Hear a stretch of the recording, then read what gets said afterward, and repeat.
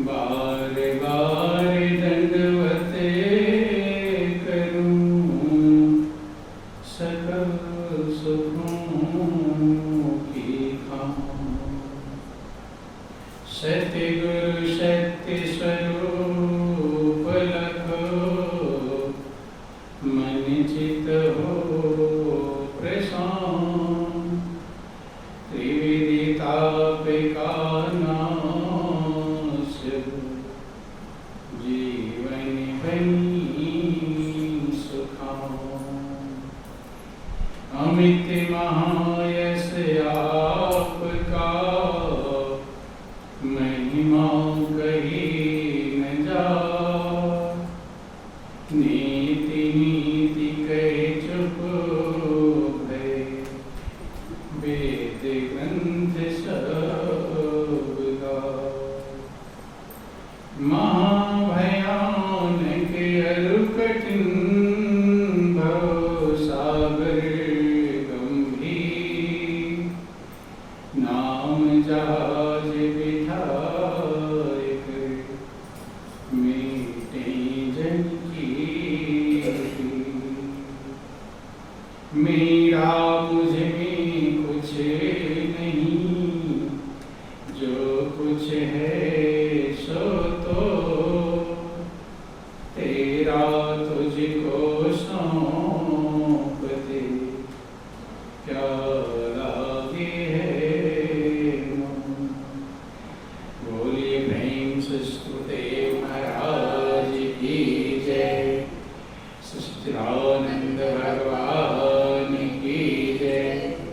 बोल वृंदावन बिहारी लाल की जय। बहुत ही सौभाग्य का समय है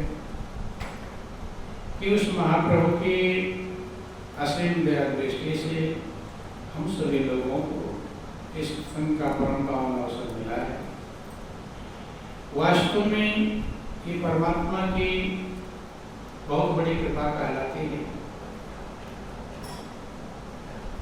चाहे हम उसे समझ पावे या न समझ पावे, क्योंकि इस संसार में हम सभी लोग आते हैं और एक दिन चले जाते हैं। बीच में जो जिंदगी है वो जिंदगी एक प्रकार से खेल खिलौने की तरह गायब हो जाती है।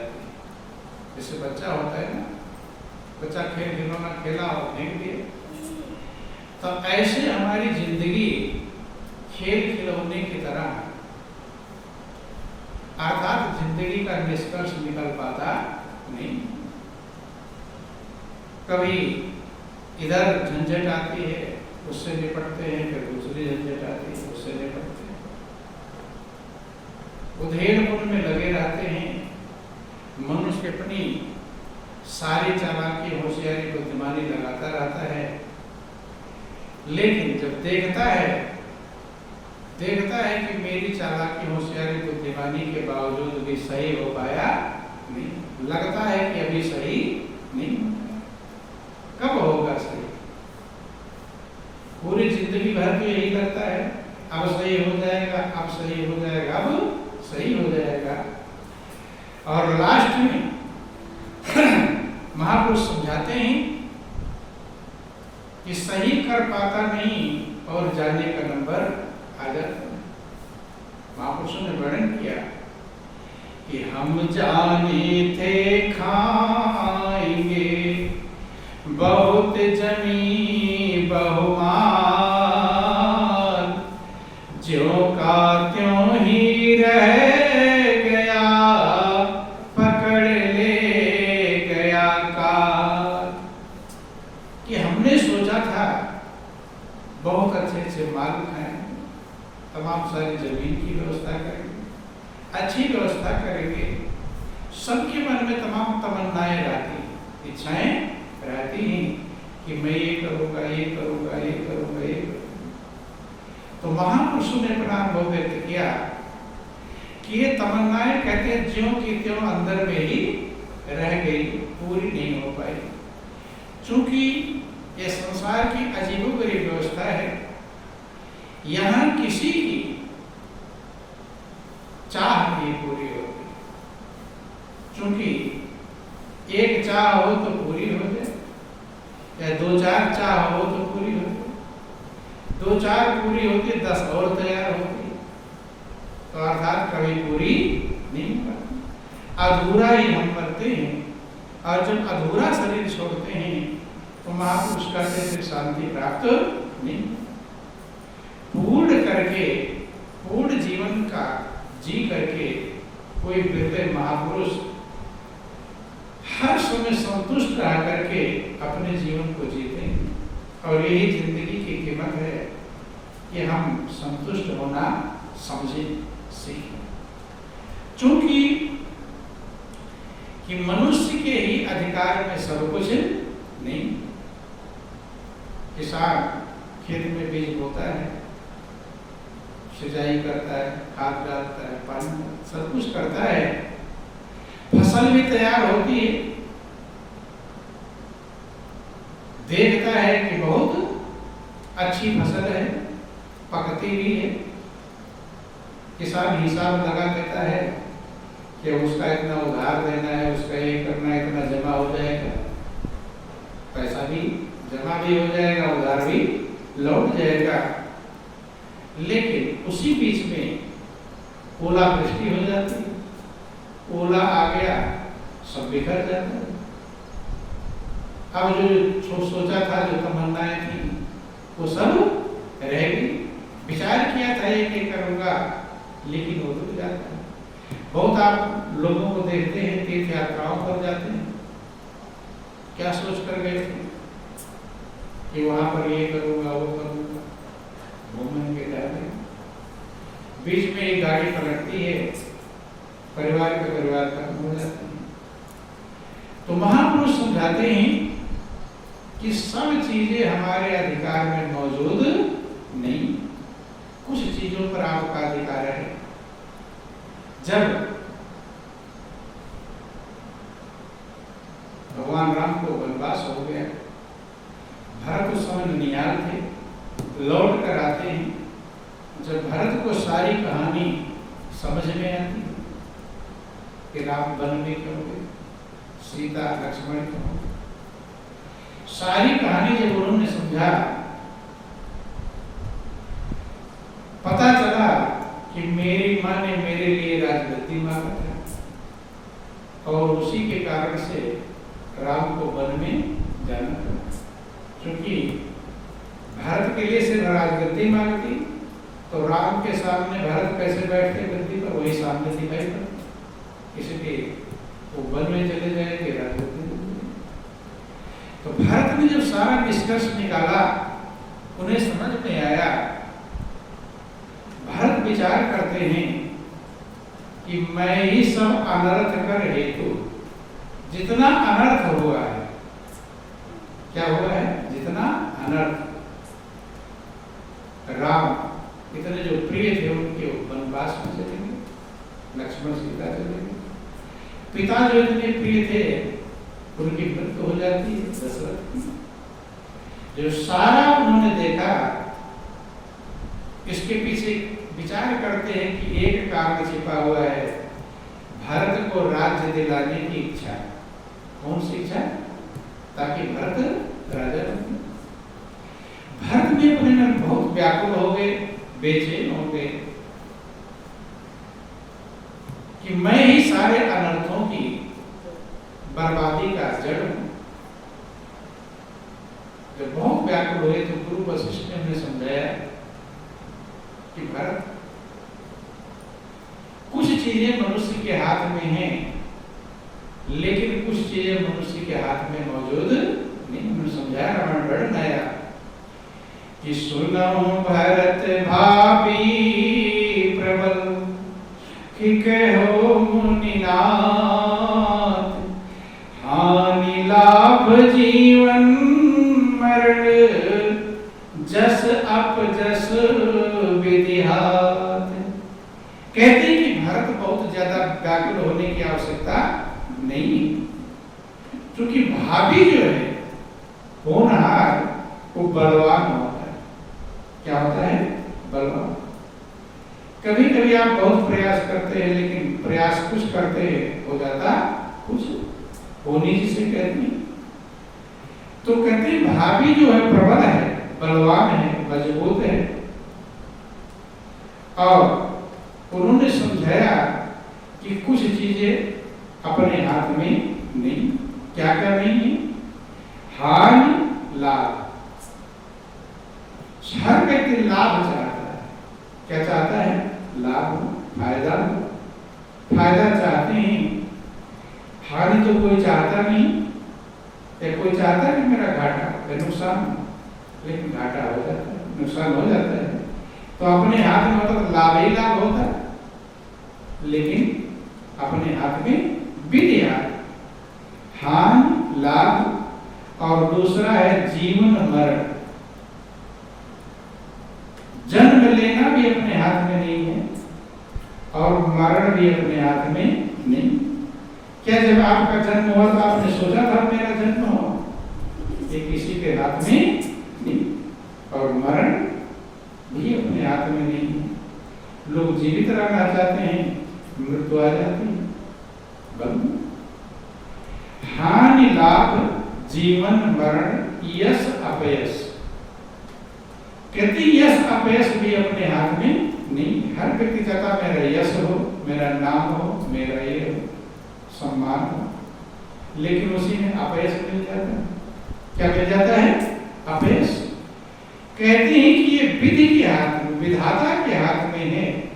ये 6 चीजें मालिक ने, विधाता ने अपने हाथ में रखा है। तो इसी में लगभग सब आ गया। हानि लाभ, जीवन मरण, यश अपयश। तो महापुरुष कहते हैं मनुष्य के हाथ में क्या है? फिर मनुष्य के हाथ में क्या है? तो महापुरुषों ने समझाया मनुष्य के हाथ में कर्म है। क्या है? कर्म। रामायण में लिखा गया कि कर्म प्रधान विश्व रचि राखा, और जो जस करे सो तस फल चाखा। कर्म प्रधान परमात्मा ने संसार को बनाया है। भावी जो होती है, होनहार जो होता है, वो कर्म के द्वारा होता है। बंधु, आज जो हो रहा है ये हमारे पहले के कर्म हैं, आगे जो होगा वो आज वाले कर्म हैं। भावी भी उसी से बनता है। इसीलिए कहते हैं कर्म प्रधान विश्व रचना। क्या प्रधान है? कर्म प्रधान। यही बात भगवान कृष्ण ने गीता में अर्जुन को समझाया। जब अर्जुन बहुत व्याकुल हो गए तब अर्जुन को समझाते हैं, अर्जुन फल को मत देखो, क्या करने में तुम्हारा अधिकार है? कर्म कि कर्मणेव अधिकार समापनुष्ठाचन, कि हे अर्जुन कर्म में अधिकार है।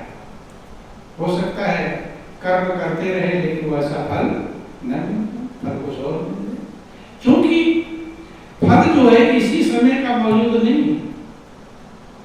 महापुरुष समझाते हैं कि 3 प्रकार के मनुष्य के कर्म होते हैं और उन तीनों प्रकार के कर्म का फल हमें भुगतान करना पड़ता है। लोग क्या विचार करते हैं कि अभी हमने अच्छा किया तो बुरा क्यों मिल गया? कहते कि नहीं कहते?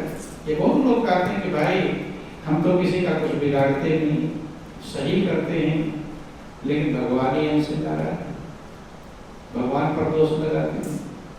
तो महापुरुष कहते हैं झूठा दोष लगाता है। काल ही कर्म ही ईश्वर ही मिथ्या दोष लगा है कि समय को दोष लगाता है कि मेरा समय नहीं ठीक था, कर्म को दोष लगाता है मेरा कर्म नहीं है, और ईश्वर को दोष लगाता है कि ईश्वर मेरे पक्ष में नहीं है। लेकिन महापुरुष कहते हैं झूठा दोष है। क्यों झूठा दोष है? क्योंकि जो भी कुछ आएगा अपने किए हुए कर्म का फल आएगा। तो महापुरुष समझा 3 प्रकार के कर्म हैं, प्रारब्ध, क्रियमाण और संचित। 3 प्रकार के कर्म होते हैं और तीनों प्रकार के कर्म हमें पार करना पड़ता है। ये जो संसार में हो रहा है, अच्छा अच्छा करते रहते उल्टा आ जाता है। विचार करते रह गए, किसी की मृत्यु हो जाती है, कोई छूट जाता है, कि कौन सहसा छूट जाएगा मिलेगा, कौन सहसा, कौन छूट जाएगा, कौन मिलेगा, कुछ ठिकाना नहीं। इसलिए संचित कर्म महापुरुष उसे कहते हैं जो हमारे जन्म जन्मांतर के कर्म इकट्ठे हैं। प्रारब्ध कर्म का मतलब होता है उन संचित कर्म में से इस जन्म में जो हम भोगने के लिए लाए हैं वो है प्रारब्ध। कहते नहीं हमारे प्रारब्ध में कुछ ऐसा ही लिखा हो। और तीसरा है क्रियमाण, जो आज हम नया जो कर्म कर रहे हैं। तो ध्यान समझने का प्रयास करेंगे। बोलिए प्रेम से गुरुदेव महाराज की जय, बोल वृंदावन बिहारी लाल की जय। संचित कर्म है जो हमारा पूरा बैंक में इकट्ठा है, संचित है, उसमें से इस जन्म के लिए जो लाते हैं भोगने के लिए उसे कहते हैं प्रारब्ध।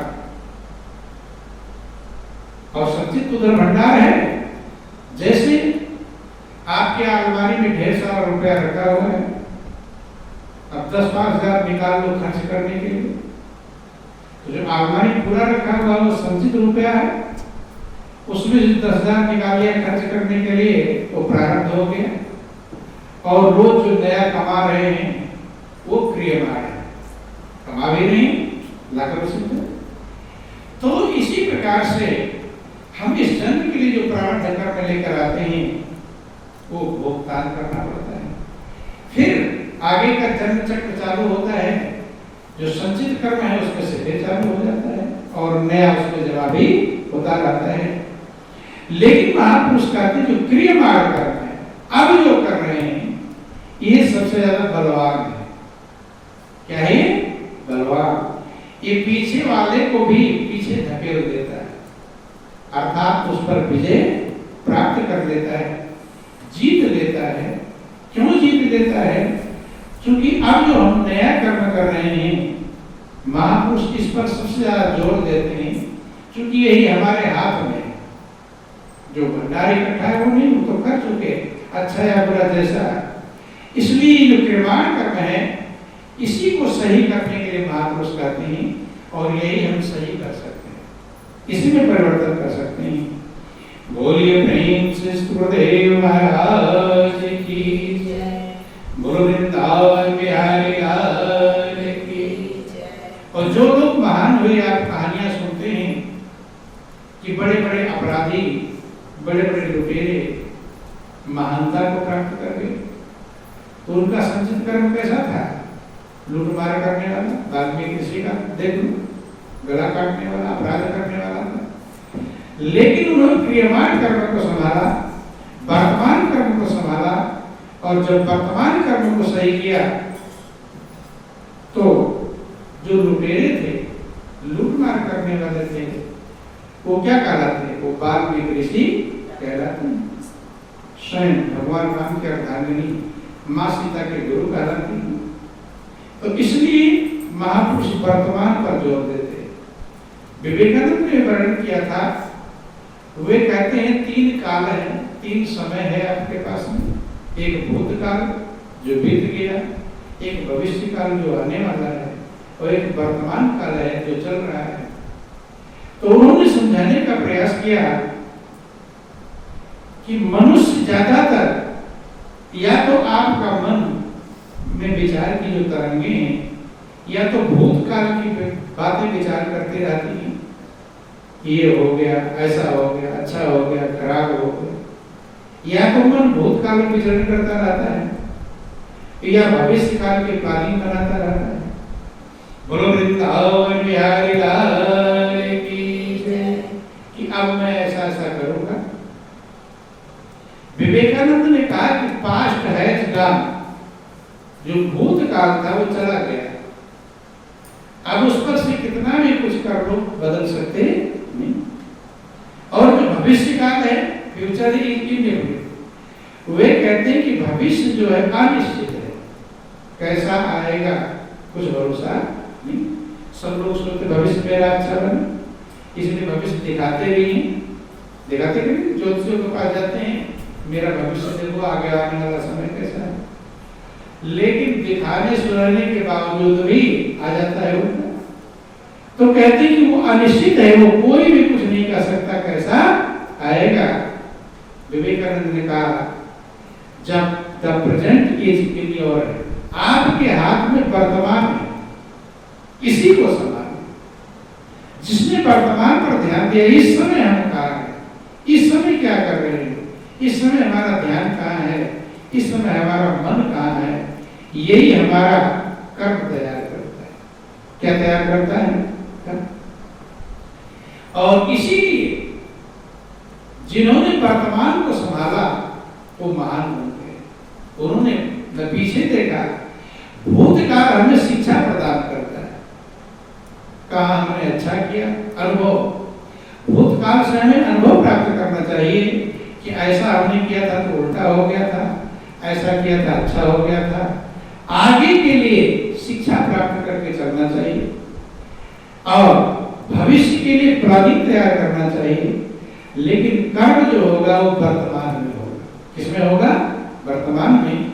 अब जो चल रहा है इस समय, इसीलिए महापुरुषों ने समझाया कि हर समय आपको अपने आत्मनिरीक्षण, अपने मन का निरीक्षण करना चाहिए। क्योंकि जो हम कर्म कर रहे हैं, कभी कभी आप सुनते हैं कि मनसा वाचा कर्मणा, तीनों प्रकार से कर्म होते हैं। मन में जो सोच रहे हैं वो भी कर्म है, वाणी से जो बोल रहे हैं वो भी कर्म है, और हाथ पैर से जो कर रहे हैं वो भी कर्म है। लेकिन वाणी वाला कर्म और कर्म वाला कर्म शुरू होगा मन से। किससे शुरू होगा? मन से। कुछ वाणी बोलेंगे तो पहले विचार कहाँ आएगा? मन में है। कोई कर्म करेंगे, यहाँ बैठे उठेंगे तो विचार पहले कहाँ आएगा? पहले मन में विचार आएगा। इसलिए महापुरुषों ने कहा मन बहुत बड़ा बलवान है, इसी के द्वारा कर्म होते हैं। बाड़ी वाला भी कर्म करवाता है और हाथ पैर वाला भी कर्म करवाता है। इसलिए सही किसे करना है?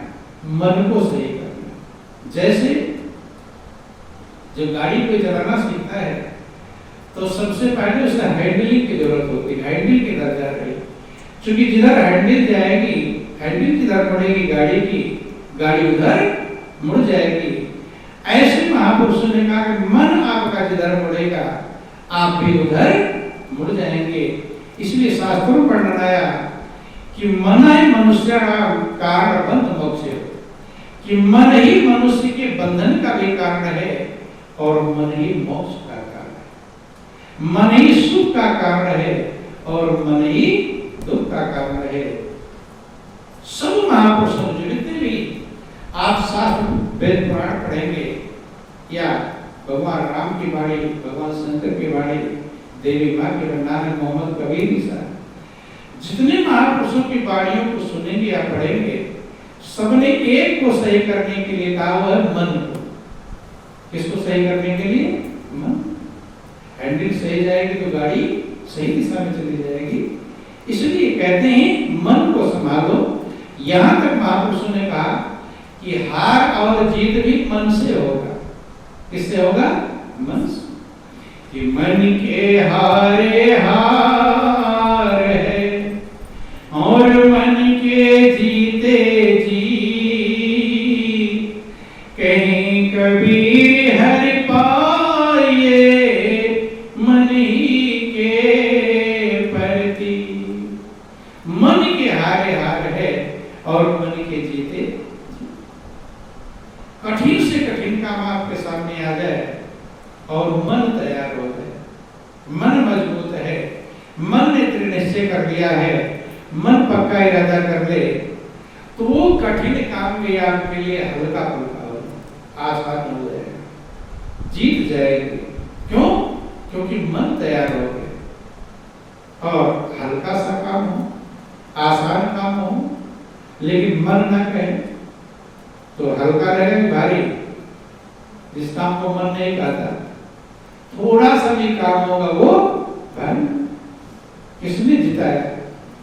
जीत करवाया मन ने और हार भी करवाया मन। मन ही खुशी और गम देता है। क्या देता है? खुशी और गम। क्यों? क्योंकि जो विचार तरंगें मन के अंदर चलती हैं वैसे ही हमें खुशी और गम मिलता है, सुख और दुख मिलता है। जैसे आप सभी लोग यहाँ बैठे हुए हैं, अब यहाँ बैठे बैठे मन कोई चिंता वाली बात सोच रहा है, दुख वाली बात सोच रहा है, ये कैसे होगा, वो कैसे होगा, वो कैसे सोच रहा है। तो यहाँ आप बैठे खुश रहेंगे या बेचैन रहेंगे? क्या रहेंगे? दुख किसने दिया, बेचैनी किसने दिया? मन ने। इसीलिए किसने कहा कि मन एक ऐसा साधन है, और यही मन में अगर अच्छा विचार आने लगे, खुशी वाली बात आने लगे, तो बैठे बैठे प्रसन्न होने लगे। कभी आप देखते हैं कि बैठे बैठे लोग रोने लगते, अच्छे खासे बैठे हैं, न कोई दर्द है, न कोई पीड़ा है, न कोई डंडे मार, रोना क्यों लगा? कारण क्या है उसका? एकदम फूट फूट कर रोने लगते हैं, आंसू पोंछने लगते हैं। लोग कहते हैं चुप हो, जल्दी चुप नहीं होते। बाद में क्या बताते हैं कि मुझे याद आ गई कि मेरा जवान बेटा गुजर गया। जो भी बातें हो तो ध्यान देना। तो मन कहाँ गया? गुजरा 2-7 साल पहले, लेकिन मन चला गया। मन को ने उसको धारण कर लिया। मन जिस चीज को धारण करेगा वैसा बन जाएगा, और जैसा मन बन जाएगा वैसा आप बन जाएंगे। इसलिए महापुरुषों ने समझाया, मन अगर सही धारण कर ले तो आप सही बन जाए। तो सही क्या है, सत्य और असत्य क्या है? महापुरुष कहते हैं कि जो सारा संसार दिखाई पड़ रहा है ये परिवर्तनशील है, ये बदलने वाला है, चेंजिंग फुल है, चेंज करने वाला है। एक ही सत्य है, वो है परमात्मा। उसको धारण करना ही धर्म कहलाता है। उसी को धारण करना, सत्य हमारे हृदय में उतर जाए, वो आनंद का भंडार है, शांति का स्रोत है, सुखों का मूल है। अंदर में वो उतर जाए, उसकी रील चल जाए सत्य की। इसलिए कहा कि धारते की धर्मा, जो धारण करने योग्य है उसे धारण कर लेना ही धर्म। लेकिन परमात्मा हमारे हृदय में धारण हो जाए ये बहुत आसान काम नहीं। दुनिया की चीजें धारण अपने आप हो जाती। ध्यान देना। बोलो वृंदावन बिहारी लाल की जय, उमापति महादेव की जय। चूंकि दुनिया की चीजों का हमें अभ्यास कराया गया, उसका हम अभ्यस्त हो गए हैं, और जिसका अभ्यास हो जाता है उसमें एक्सपर्ट हो जाते हैं। इसीलिए दुनिया की चीजें के लोग हृदय में अपने आप धारण किए रहते हैं, उसे कोई समझाता नहीं। क्योंकि ध्यान थोड़ा गौर करना, जब हम पैदा हुए थे तो हमारे हृदय रूपी पेपर पर, कागज पर कुछ भी लिखा नहीं था। लिखा था कोरा कागज था, उसमें बिल्कुल कोरा, एक भी अक्षर उसमें लिखा साफ सुथरा आया हुआ था। लेकिन उसमें धीरे धीरे तमाम सारी चीजें लिख दी गई। क्या लिख दी गई? ये मेरा, ये मेरा, ये मेरा, ये मेरा। बचपन सिखाते हैं ये तुम्हारी माँ है, ये उसकी माँ है, ये तुम्हारे पिता है, उसके पिता है। तेरा और मेरा, यही हम सीख लेते हैं। क्या सीख लेते हैं? दो चीजें सीखते हैं, ध्यान दें। कुछ तो मेरा है और कुछ दूसरे का है। मेरा और तेरा यही है बंधन का कारण। इसी को महापुरुष माया कहते हैं। क्या कहते हैं? और इन्हीं दो में मन चलता है आपका, इन्हीं दोनों के बीच में चलता रहता है। कभी इनका उनका उनका उनका उधर चलेगा, और कभी मेरा मेरा। इन दोनों के बीच में मन, ये दोनों किनारे हैं, और मन इसी धार में डूबता उतराता रहता है। लक्ष्मण ने पूछा कि प्रभु, मैं सुनता हूं कि माया सारे संसार को नाच नचाती है, बंधन में डालती है। बड़े बड़े होशियार माया के बंधन में बंधेगी, माया के चंगुल में फंस जाते हैं। तो माया कहते किसे? लोग इस बात को अपनी अपनी धारणा बना रखते हैं। कुछ लोग धन को माया कहते हैं, ज्यादा धन कमाने में लग गया तो कहते तो माया में उलझ गया, कहते हैं या माया गुलाम बन गया। कुछ लोग पत्नी पुत्र परिवार को माया समझते हैं, कुछ लोग कार कोटी पीढ़ी इमारत को माया समझते हैं। लेकिन अपने आप समझ लेना अलग चीज है और महापुरुष जो का तो अलग चीज है। लक्ष्मण ने पूछा तो माया क्या है, किसे कहते हैं माया? तो भगवान राम लक्ष्मण समझाते हैं कि लक्ष्मण माया एक ही चीज है, जो भेद है कि मैं हर मोर तोर तय माया और जय बस कीने जीव निकाया। ये मैं हूं, ये मेरा है, ये तू है, ये तेरा, ये माया। इसने पूरे संसार के जीव के समुदाय को ग्रुप को बस में कर रखा और इसी में घूमता रहता है मेरा और तेरा के बीच में, और यही अपराध करवाता है, यही गलतियां करवाता है। जैसे आपके बच्चे, दो बच्चों की लड़ाई हो जाए और आपको पता है कि मेरे बेटे की गलती है, मेरे बेटे ने गलती किया है, लेकिन आप गलती किसका देंगे? अपने बेटे का देंगे, दूसरे का? किसका देंगे? सही बता ना, सही में हम दूसरे पर दोषारोपण करते। कोई नहीं कहता कि नहीं मेरे बेटे का। कारण क्या है? जानते हुए भी अपराध हो रहा है। किसके कारण से? मेरे से लगाव है, ये झंझट में ना फंस जाए मेरा बेटा, परेशानी में ना फंस जाए।